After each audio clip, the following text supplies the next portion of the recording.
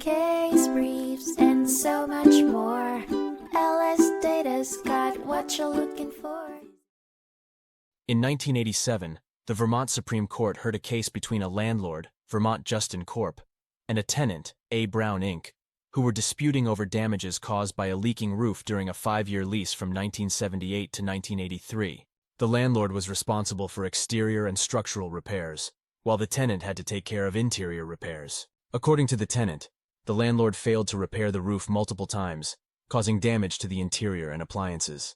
The trial court awarded the tenant $24,500 in damages, which the landlord then challenged at the Supreme Court, contesting the sufficiency of the tenant's evidence to support their claim. The Supreme Court reviewed the evidence and found that the landlord had indeed neglected their responsibility to repair the roof, resulting in significant damages to the property.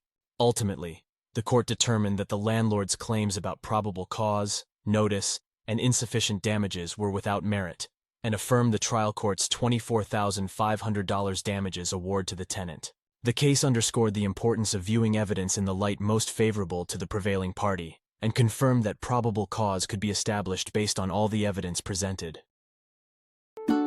Case briefs, and so much more. LSData's got what you're looking for. Visit lsd.law, elevate your mind. Leave the stress of class.